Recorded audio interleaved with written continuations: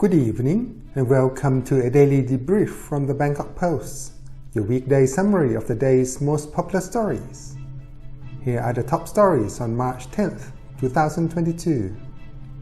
The most popular story today is a story about new fighter jets, a necessity.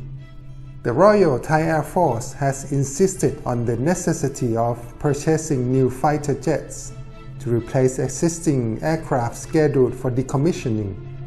They said it is the duty of the force and its commanders to ensure full preparedness for the sake of national security. The decommissioning of fighter jets began last year and is scheduled to finish in 2031. By 2032, the Air Force will have less than half the number of jets it once had, which will not be sufficient to maintain air defense operations. The Air Force plans to procure fifth-generation fighters. Apart from strengthening the nation's air defense capacity, these modern fighter jets are also needed for the Air Force's security cooperation with other countries in the region.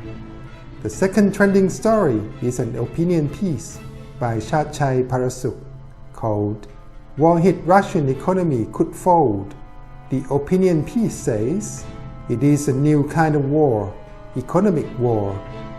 Western allies led by the United States, United Kingdom, and European Union are imposing trade and financial restrictions on Russia's economic activities.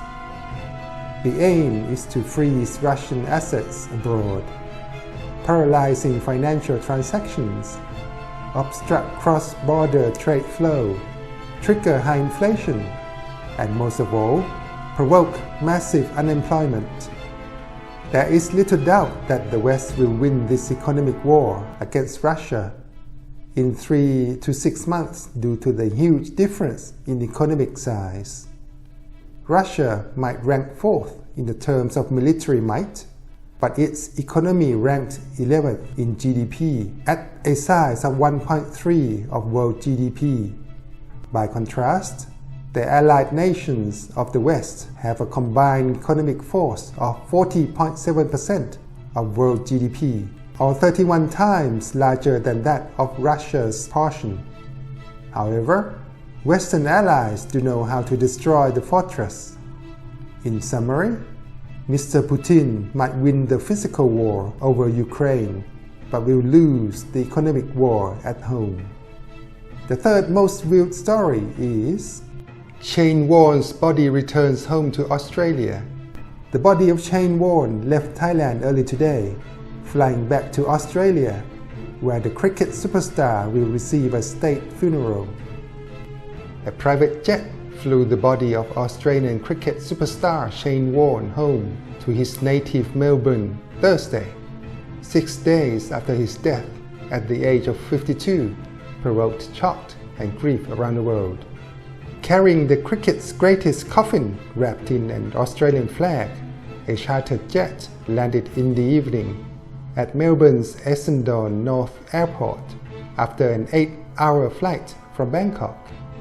The coffin of the 52-year-old who died in Koh Samui last Friday left Don Mueang Airport on a private plane this morning.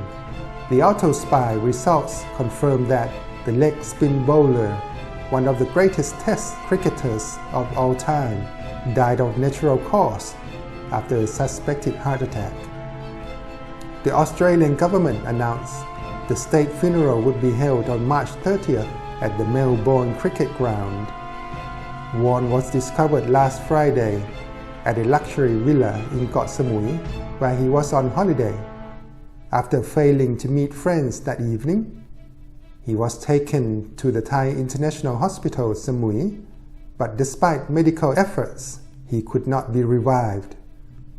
On Monday, police said an auto spy had found the death was due to natural causes.